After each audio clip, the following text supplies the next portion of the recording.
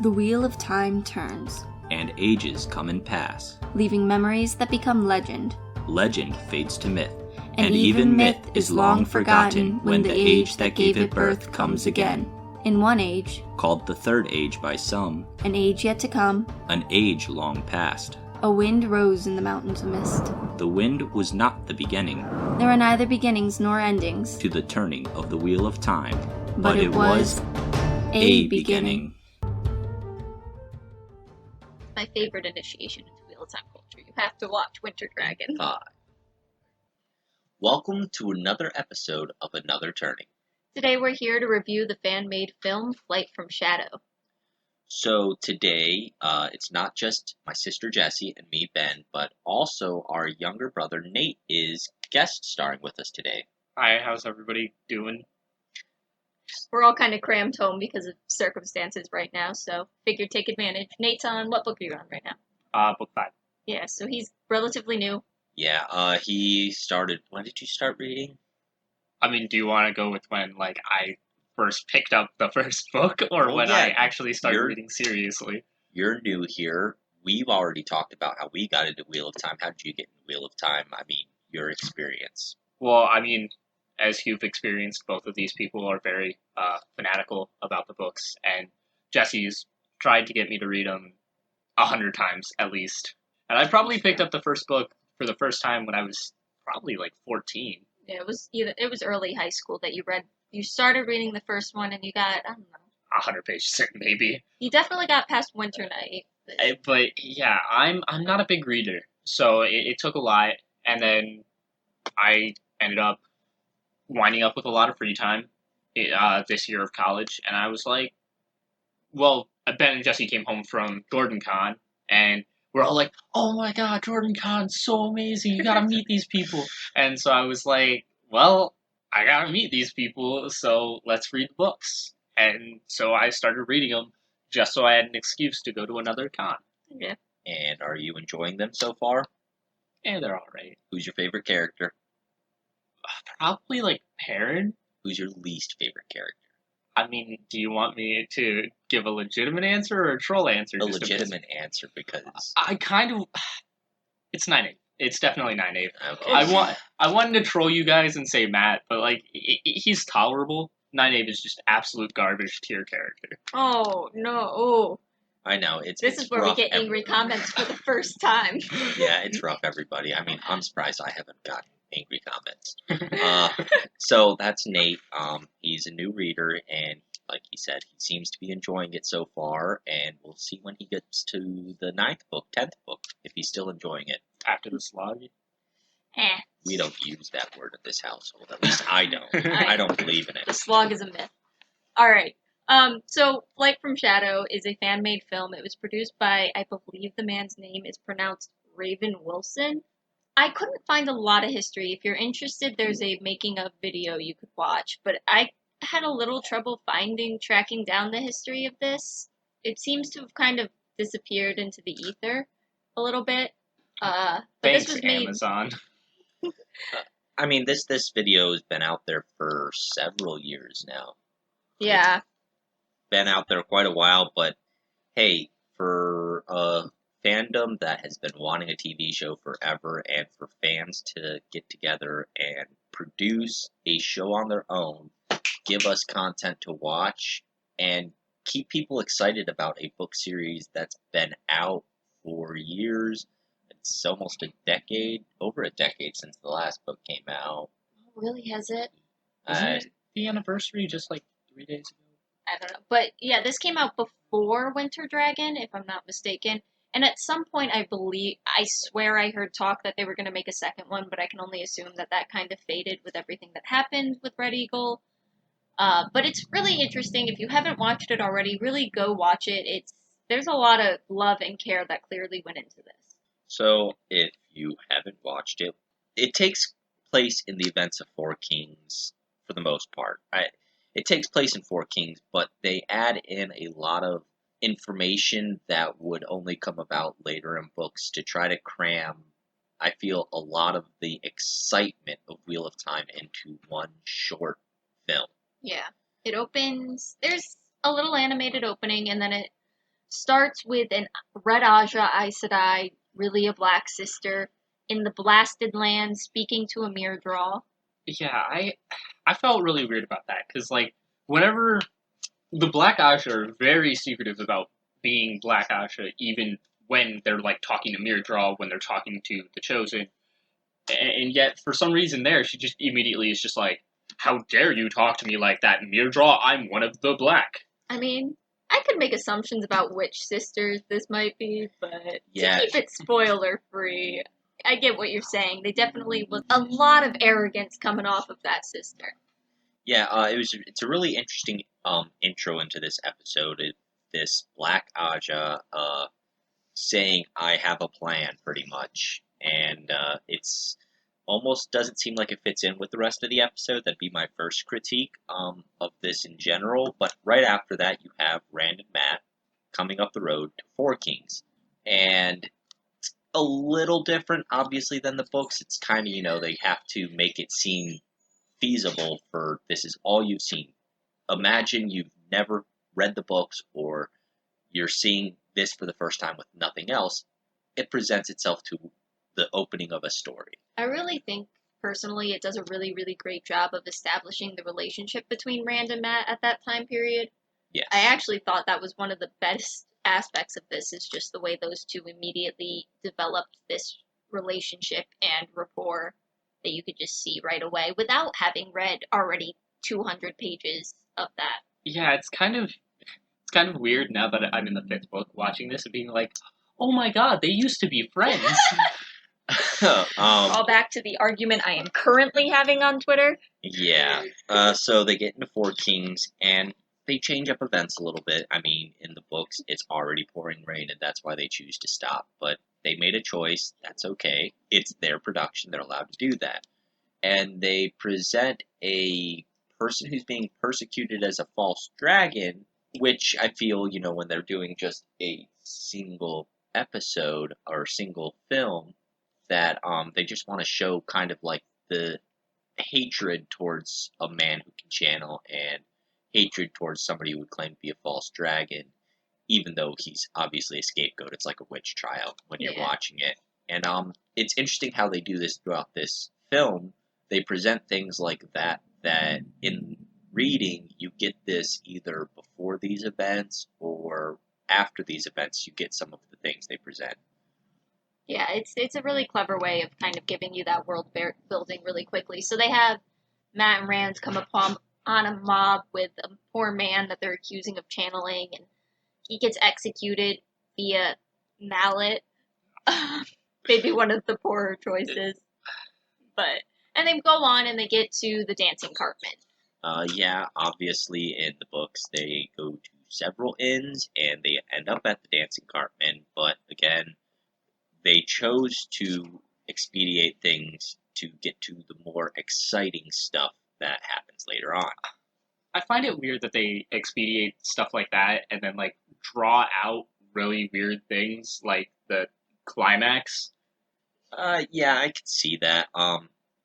If you are a reader of the books, it's going to feel awkward, obviously, because you know everything, so to speak, and things don't fit together that way. I think this is a very good example of getting people into a fandom who haven't read the books. Yeah, it's very, very appropriate for somebody that isn't a fan of the books, which I think is a very talented thing to do, to just present this one scene and do it in a way that if you hadn't read a single one of the books, you could still enjoy this. So I kind of wanted to save this for later when we actually start talking about it, and like reviewing it. But the one thing I want to say is, if this was like a pilot, it would be a fantastic pilot. Like, this would definitely get funding for at least a season. Oh yeah, to sell it to someone. Yeah, and I agree, and I feel like, well, these people, I keep saying, for getting people into the fandom is, like you said, Jesse, you couldn't find a lot about it, but I imagine when I watched this that these people just loved the series, and they wanted to get more people into it. And Nate, like you said, you weren't really into reading at the time. If you had watched this without reading the books, would this make you think, maybe I want to read those books? I no. Okay. It would make me want to watch the series. It wouldn't make me want to read the books. Okay, I can see that. Yeah, I I guess we can probably skim through the rest of the synopsis, because from here, it pretty clearly follows the events in the book. I don't think there's really any huge deviations. There's delightful scene with Rand and Matt Well, when they're yeah. performing. There's that. Well, Watch it here's- just for that. I'll do a quick skim of the rest of this synopsis here. So they get to the dancing Cartman. They keep in the slapping the waitress scene, which I think is good. It shows how bad this place is. But before that, they have this guy rolling dice to kind of show Matt's luck, which at this point isn't really a thing, so to speak.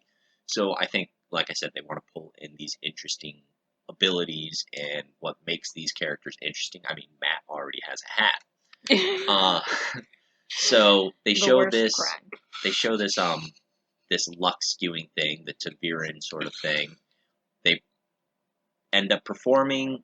They don't show the whole going and eating scene. They kind of skip forward a little bit to the evil nobleman coming in, and it's kind of suspicious. And Rand just recognizes the individual himself. Again, it's a choice they made, expediting some things in some ways. Then they're ushered off to bed.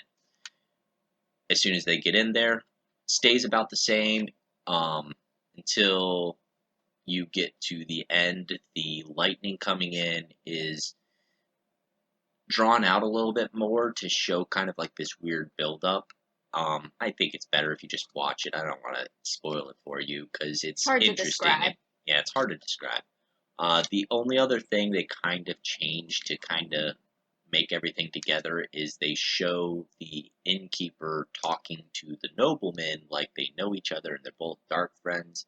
And in the series, the innkeeper is just a really bad guy. Yeah, and that's an interesting choice just because personally in the books I enjoyed that they show that there's just really terrible people out there that aren't evil. They're just obnoxious and we hate them. But like I said, and I'm repeating myself, is they put things together to make a cohesive story in one 20-minute video. Yeah, just about. One 20-minute video, and they leave it open also because they start by talking about the whole it wasn't a beginning, and then they end that it wasn't a beginning, but it wasn't the beginning, but it was a beginning, which is a good way of like getting people interested. It shows you that here's a story, but there's more to it. Yep. Yeah. So I guess overall thoughts? What do you think, Nate? It was very cheesy. That's undeniable. Fair enough. I feel like no matter what you do, a fan-made production is always going to be cheesy. I don't know. I haven't watched a lot of fan-made productions. I don't know. But other than that, I feel like it was solid. I don't know what to say about it. Like, I feel like it was a very awkward time because, like, it wasn't outside of the very end with the climax, like I said earlier, there's nothing that really stands out about that scene. Yeah, Like, there's that a little entire... pacing. I could see the pacing issues Like, there. we were talking about it once it was over a little bit to kind of organize our thoughts on how we were going to do this. And one of the things we were talking about is how if this was an actual TV show, this entire sequence would maybe be 5 minutes. Yeah, this wouldn't be a 20-minute scene. That's like 5 minutes of the bigger episode. Yeah, But- me and Jesse have been doing episode breakdowns, how we think we can go, and we're definitely realizing Four Kings is such a small note in a whole episode. Yeah, but I think overall it was really good. And see, now Nate hasn't seen Winter Dragon, so he's not comparing it to anything. Yeah, me and Jesse have seen Winter Dragon, and because of that, like, it skews our opinions a little Oh, bit. because this is just infinitely better. I mean, you also act like you're fish on dry land when it comes to Wheel of Time content. Whatever. Maybe that's it. Maybe we're just so starved. Yeah. Okay, so if you watched our Winter Dragon review, we decided to do a breakdown of different categories, and we want to do the same thing with this, so we can kind of give a score rating, and because me and Jesse have seen it, and we're going to force Nate to watch it, we want to compare the two. So, starting out with the acting is our main characters, Matt and Rand, and then extras. So, starting out with Matt on 1 to 10, Nate, how We'll would have you to think? look up the actor's name. I don't know his name. But Yeah, we're bad about that. So, Matt, I mean, Matt, look, it's hard because like Matt's not an important character yet, so like you don't see a lot. Like he's not being focused on. Like it's mostly all about Rand at this point. Let me stop you there, okay? Forget the books, just the video. How well did that person act for Matt? Not necessarily did he portray the character perfectly. How well did he act? He was okay, I guess. Like I don't know. I'm not really a judgmental type when it comes to things So like 1 this. out of 10. 1 to 10. I don't know. Don't make me regret bringing you on this. Give him a 6. Just give him a 6. It's a six. All right, Jesse. Trying not to think too much about what Matt is actually supposed to be, because I feel like he did not portray a dark enough person for Matt at this time period. That's a different category. That's why I said Yeah. that. I think he did pretty okay. I would probably give him like a 7. 7 for Jesse. See, I guess I'm going to be the low man here. I'm going to give him a straight 5. Wow. Sorry. Okay. That is the one thing in this compared to the prologue is you can tell that the prologue had professional actors. Sorry. It's just how it is. That's fair. So moving on to Rand, I'm going to be completely honest. I'm going to give him a 5 too. That's just how I am. So I thought Rand was a little worse than Matt. I would probably go down to like a 6 for Matt, or for Rand. I kind of have to say that, like, I feel like Rand picked up a lot of Matt's personality. So, like, I talked a little bit about the performing earlier. Is like, I feel like the line that Rand says there, that's a line that Matt should have been given. And so, like, Well, that's writing, so we're not talking about I'm the writing sorry. yet. I know it's hard a to lot. separate. That's why it gave you that little disclaimer of saying just focus on the actor portraying a character. Did he deliver his lines well? Did he make you believe he was? Overall, this is very difficult for me to not be biased because I also love Rand. So I'm like, automatically, I'm like, I want to give him an 8, but I got to be honest here. I kind of got to go with a 5 as well. Okay. So the extras, and we're talking like the server who gets slapped. We're talking about the innkeeper. Samuel Haig and the 2 thugs, and yeah, this one's really hard because I think some people did well and I think some people did terrible. It varies a lot, but I would honestly rate this a 6. I think they actually did better than the main actors, personally. I was gonna give it a 5. I think there's a couple that do really, really well. I really liked the guy that did the long, skinny guy. I don't remember their names. They weren't given names in the film, but I don't remember their names in the book. But the tall, skinny guy, the one that was gambling at the beginning, I think he did wonderfully. But outside of him, I wasn't terribly impressed. I think the extras actually did really well. I agree with Ben where they did better than the actual actors. Like the server in particular, she did a fantastic job. Like the disgust that she displayed was very obvious. While at the same time trying to hide that because she doesn't want to get slapped again. Like you said, the 2 muscle, like they were good. And Ben, you said the gambler, or Jesse said the gambler. I said the gambler. I liked him. I thought sorry. he was great.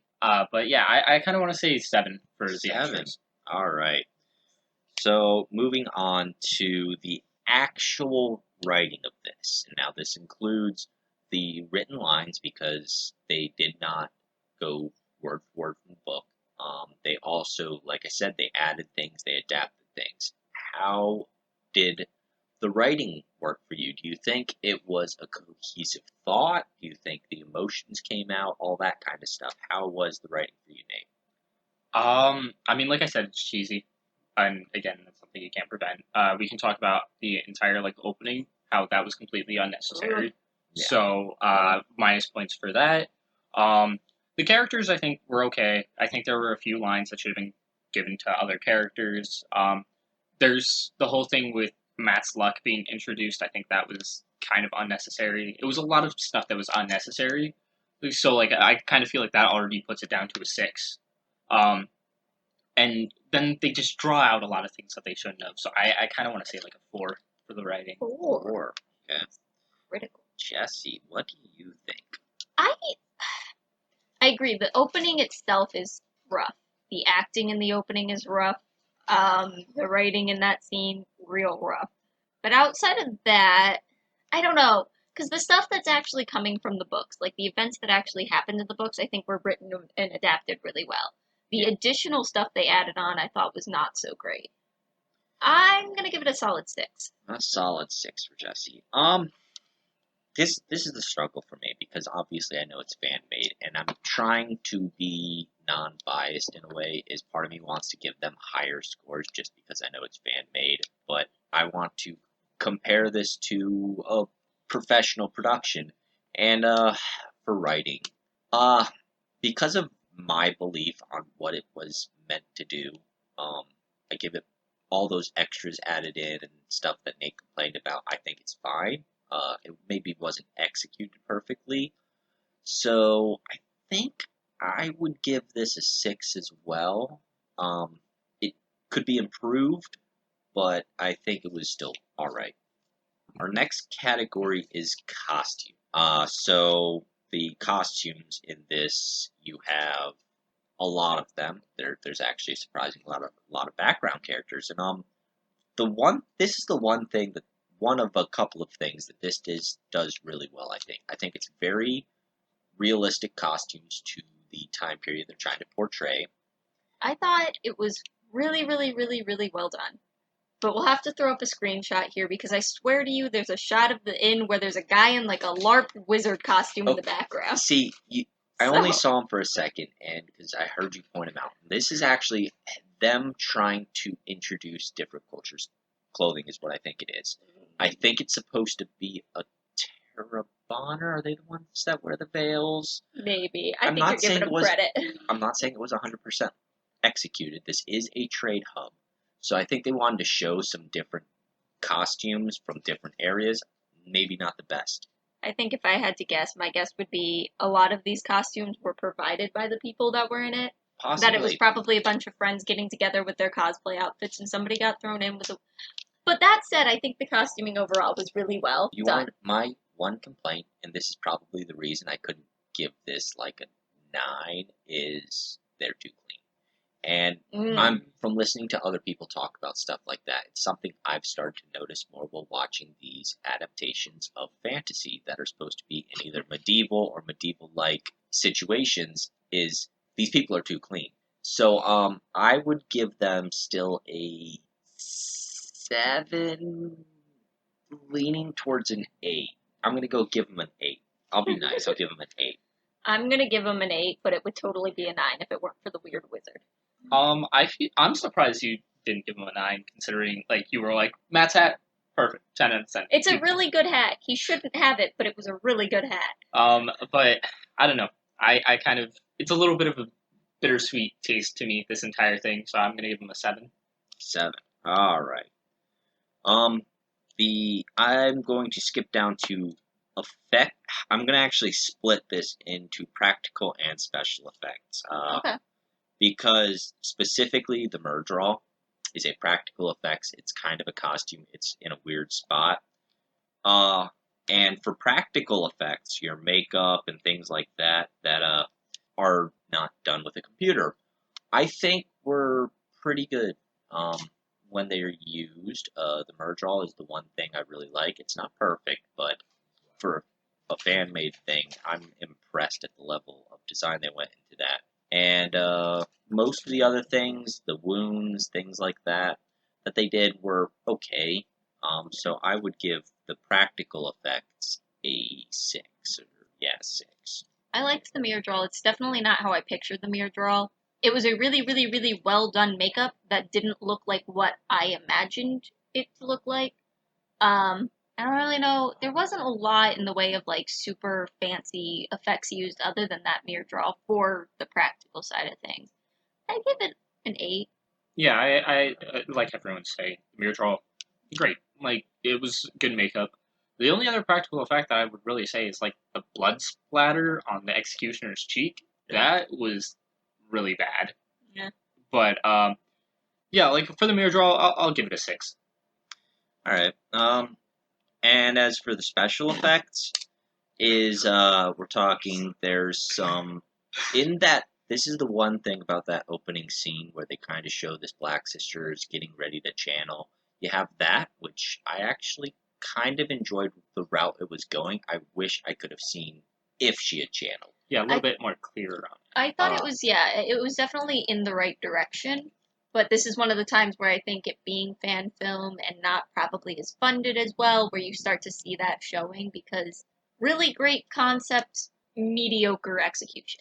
And then we have the lightning channeling of Rand to escape from the storage room. I think those are our two only special effects. Yeah, I don't know if you would consider the opening there special effects or practical. Uh, The book.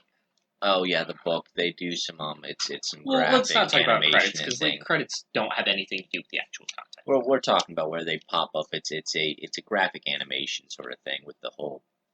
It wasn't the beginning, but it was a beginning. That whole thing. Special effects. I'd actually give this a 7 personally. Wow. Yeah. I was gonna give it a 4. 4. I thought it did not look very good. I thought that the opening channeling was really cheesy. I know I'm saying that a lot about a lot of things, but it was cheesy. I think that it was a little bit more frantic than channeling actually should be. And then yeah, Rand at the end it looked like he was Thor. Oh, okay. So number? 4. 4. Okay, I'm sorry, Winter Dragon stuck in my head. It is better than that. You're right. So moving on to cinematography, this is your camera angles, your how they set up your shots, the placement of people. At least I don't know. I looked at the definition and clearly forgot it within less than 24 hours. But cinematography for me is all the technical stuff that you do to actually film it. Yeah. Nothing really stood out to me. Nothing stood out bad. Nothing stood out good. Maybe a couple of weird takes, like cuts between things. I'd give this a 7. Yeah, I didn't really. I mean, there wasn't anything spectacular. There wasn't a moment where they did like a cool pan, and I was like, "That was cool." But I also don't think they did anything that hurt the show in any way. I'd give it an 8. Yeah, I kind of agree. They didn't do anything too wild. Their opening, where they kind of had it pan up to the sign, that was all right, but that very much looked like a stock video almost, where they just put King's Crossing on the sign post, and then I don't know. I like the little cut that they did with Rand and Matt just turning around and playing entrance. It was so corny and it was hilarious. I loved it. But yeah, I have to agree. An 8. I'm gonna actually go with a 9 because I do want to show this some love. Okay. Lighting. Again, nothing stood out, and these are the categories for me that when things don't stand out, that's almost a good thing. Yeah. For lighting, when they used natural lighting for the most part. It seemed, at least when they were outside, it appears natural. I'd give this a 7 as well. Yeah, the only thing I could say, and this is gonna sound real weird, especially given what I would normally say, it's not dark enough. Yeah. I feel like there should have been a very gloomy, oppressive feel. But yeah, besides that, I don't have any complaints. I'll give this one a 7 as well. Yeah, I agree. When they're in the tavern, obviously it should be bright, but when they get taken to the storeroom, that should have been almost pitch black. Yeah. And so I kind of want to go with a 6 for this. All right. And then the music. Now, this one, the background music was there.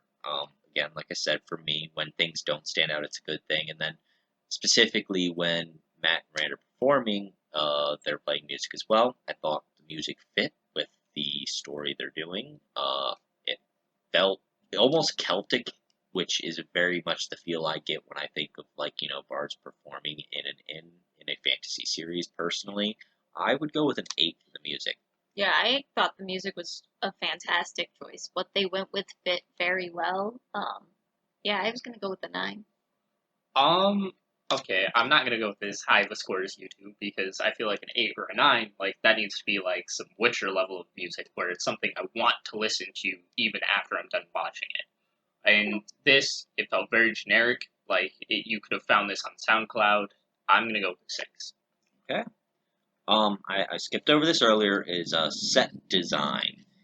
I really would be curious of how they shot this, and I need to go back and watch the making of video possibly, because it seemed like they used just a preset, maybe a green screen in the opening sequence. So I don't know how much design really went into this. When they're in the tavern, there's probably the furniture pieces and how it's set up. I'd give this a solid 8 because that felt like a village. Yeah.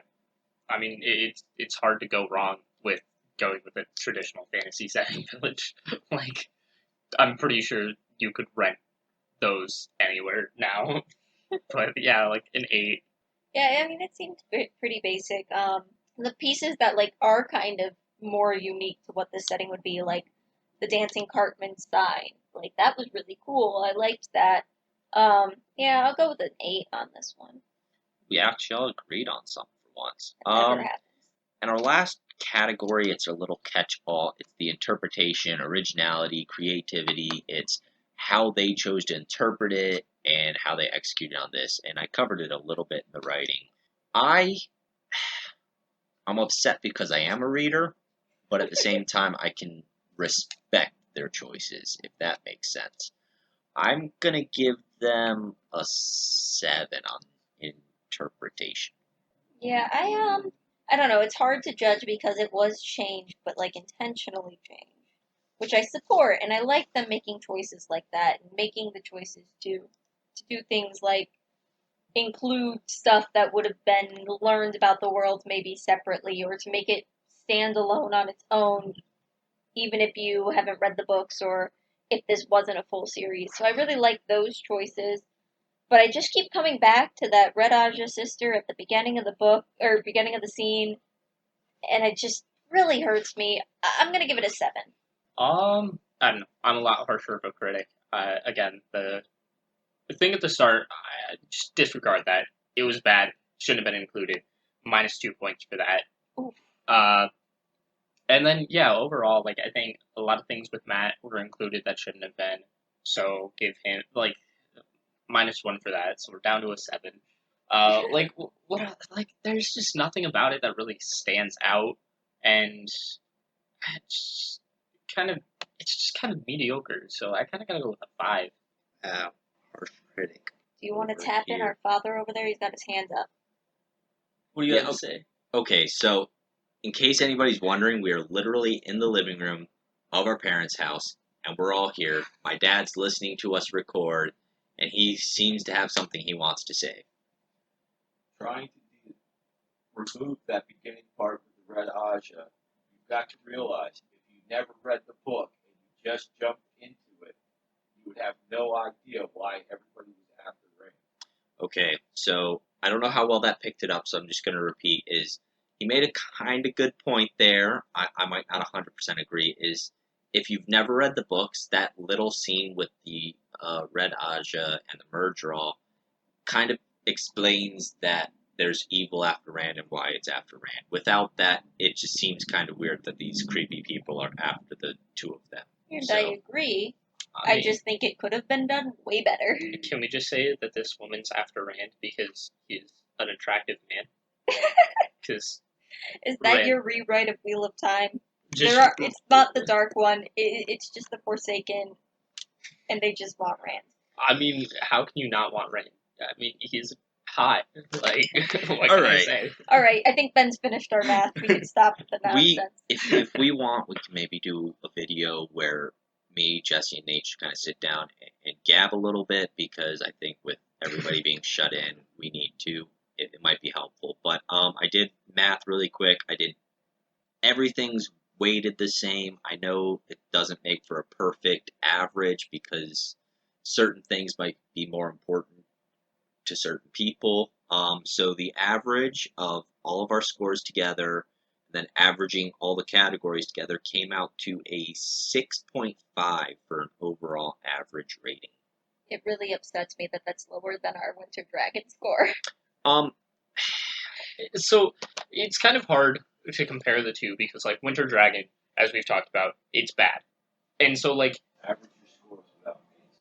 oh yeah, that's probably gonna be a lot nicer because That's I just- haven't seen Winter Dragon, Well, we're and you gonna- guys are comparing it to Winter Dragon. That's why you're giving it such high scores. Well, I don't have that to compare it to, so that's why I'm giving it such low scores. Maybe. It could be. This is my thing. I think the We'll do biggest some math thing, stuff. and this is That. why I say I'd have to re-average it differently, is we had acting separated into 3 categories here. And I already gave low for acting because that's the one thing in the prologue. They had professional actors. And there is a clear difference between the actors in Winter Dragon, who are professionals, and the people in this fan-made thing that may be semi-professional, but they're clearly not at the same level. I have some acting background, so I critique that a little harsher, possibly. And so that's 3 bad scores from Yeah. me. So that's why this is a perfect average. I'm not weighting things differently. Maybe I could change it up. Maybe I'll should- post these stats and I'll put together a couple of statistics based on maybe weighting things differently and making it a better balanced average at the end for an Yeah. overall That would rating. probably be Also, maybe we could try it with Nate not in it. I don't know. Some stuff will pop up on the screen. You'll see what we put. I don't know what we put. What did we put, Ben? Look, I just look up cat pictures to make me feel better about myself, and then I just post our logo. You've watched enough of my videos. I get to about, 20 minutes in, and I'm like, there's our logo for the rest of the video. All right. So I think we're basically wrapping up. Anything else to add, real quick, Nate? I mean, I don't want to plug my stuff too much because this is your thing. We'll put a link to Nate's stream in the Yeah, sure. Link my Twitch channel. Maybe I'll actually use YouTube and start posting my opinions on the books or something. Also, follow G4C, PSU G4C on Twitch. That's the big one because that's my club at the college, and we raise money for charity. So, it means a lot if you follow and subscribe to that. Yeah, we'll put those links. We'll put Nate's links and the links for the charity group in the description. So, that's him. We just plug ourselves because we're greedy. No, just kidding. If you enjoy our videos or not, please leave us your opinion. I am one of those people that I take criticism very well. I promise not to rage at anybody unless you're inappropriate. I do not like inappropriate stuff. Yeah, everybody comment below and tell Nate how wrong he is for not liking Nynaeve. That Tell me too. how right I am because she's a cocky, arrogant, bad woman. Okay. But, yeah, leave a comment, hit us up on Twitter at PodAnother, and, just do whatever you want to do. Read the books again. Get it hyped for the show coming out. As And- a side thing, we are starting to put these over on Podbean, so if you prefer to listen to us in the car or something, you can find us there too, or share us with your friends that hate YouTube. I don't know. And make sure to watch the original video at Wheel of Nine Productions. And we'll catch you next time the wheel turns.